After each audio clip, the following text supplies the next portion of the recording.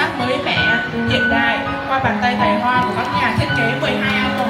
Bộ cách thể hiện vẻ đẹp sang trọng, quyền lực, lôi cuốn, mạnh mẽ, bộ phái mạnh với chất liệu từ bao bì, xanh kéo với ni lông đen, kết hợp với những bánh vỡ từ đĩa CD.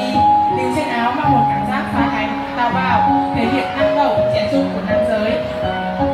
Đang tiến về sân khấu là chiếc váy xã hội tuyệt đẹp, được lấy cảm hứng hoàn toàn từ những nàng công chúa trong câu chuyện cổ tích.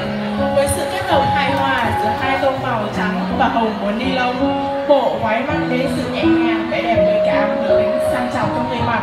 Qua đó gửi đến thông điệp tạm biệt với túi ni lông, nói không với đồ nhựa. Bộ trang phục tiếp theo chúng em xin được gửi tới chương trình là bộ áo dài nào cách tân, với nguyên liệu chính được lấy cảm hứng hoàn toàn từ tình yêu quê hương đất nước. Trang phục được treo phá với hình ảnh mảnh đất hình chữ S quen thuộc đã đi sâu vào trong tiềm thức mỗi con người Việt Nam, kết hợp với chi tiết chống đồng đơn giản và giàu ý nghĩa, khẳng định nền văn hóa lâu đời, truyền thống nhân đạo sâu sắc của dân tộc Việt Nam trong hàng chục ngày lịch sử, dựng nước và giữ nước của nước nhà. Cuối cùng, em xin mong mọi người chiêm ngưỡng áo dài nổi của chúng em được lấy cảm hứng từ hình ảnh con cò, là động vật gắn liền với làng quê, đại diện cho hình ảnh người phụ nữ Việt Nam chịu thương chịu khó.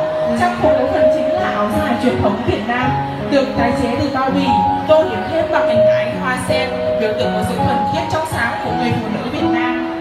Về chiếc cánh phía sau, chúng em đã dùng những miếng giấy chống sốc từ những gói hàng chuyển phát nhanh, được cắt hình ảnh thon dài và đính lại bằng những chiếc ghim bấm, dùng thép uốn cong và dán những chiếc lông lên.